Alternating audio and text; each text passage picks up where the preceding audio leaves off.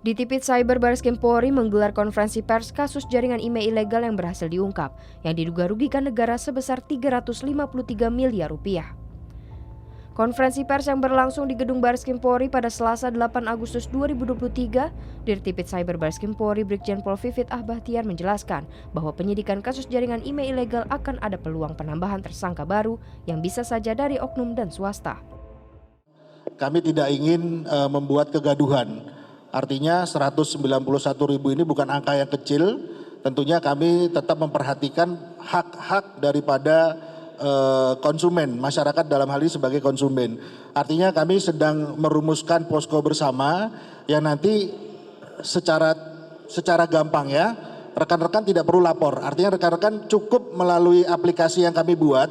Sebagai contoh misalnya, saya ingin memastikan apakah email saya itu termasuk 191.000 atau tidak. Cukup nanti kami sediakan aplikasinya.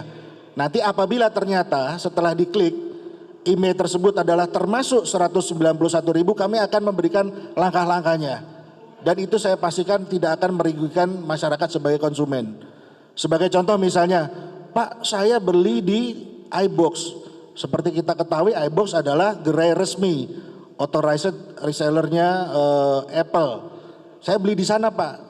Kenapa kok ternyata itu? Nah, nanti kita akan kasih langkah-langkah. Mungkin silakan memberikan bukti pembayaran. Nah, kalau memang ternyata masyarakat sebagai konsumen belinya di gerai resmi itu akan kami periksa. Kenapa kok di tempat Anda yang harusnya menjual produk-produk resmi ternyata ada barang yang ilegal. Nah, sebaliknya kalau mungkin nanti ya Pak, kami beli di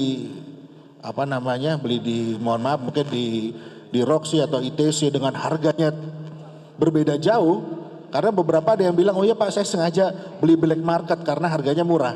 Nah, itu nanti mungkin kita akan beli juga langkah-langkahnya supaya apabila nanti rekan-rekan pengen itu aktif kembali, nanti harus bayar pajak.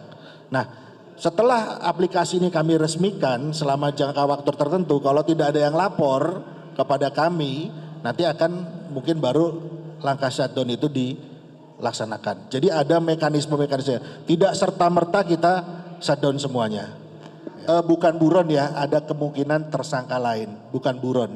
Akan ada kemungkinan tersangka lainnya. Bukan buron. Kan saya udah bilang ada kemungkinan.